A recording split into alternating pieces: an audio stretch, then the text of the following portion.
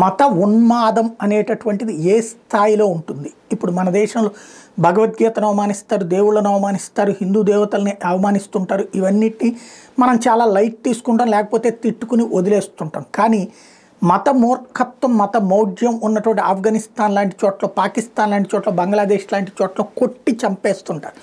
అది ఇక యూరప్ లాంటి దేశాల్లో అయితే చట్టపరమైన చర్యలు తీసుకుంటారు. కానీ అక్కడికి కూడా ఈ మత ఉన్మాద తీవ్రవాదం చేరిందనడానికి సజీవమైనటువంటి సాక్ష్యం స్వీడన్కి సంబంధించినటువంటి వ్యవహారంలో తాజాగా 5గురిని అరెస్ట్ చేశారు. ఎందుకని అంటే సాల్వన్ మోమికా అనే అమ్మాయిని చంపుతా లైవ్ ఇచ్చారు.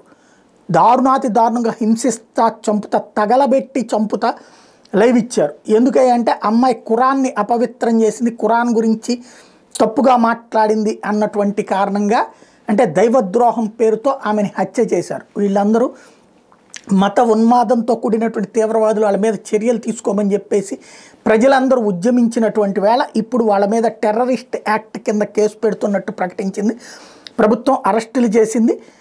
వీళ్ళందరూ కూడా ఏంటయ్యా అంటే వీళ్ళకి అమెరికా, బ్రిటను, ఇజ్రాయెలు, స్వీడను ఈ ప్రాంతాలలో పెద్ద ఎత్తున ఉద్యమాలు వచ్చాక కానీ ప్రభుత్వం స్పందించలేదంటే ఇలాంటి తీవ్రవాదుల పట్ల ఏ విధమైనటువంటి ప్రభుత్వ వైఖరులు ఉన్నాయో అర్థం చేసుకోవచ్చు.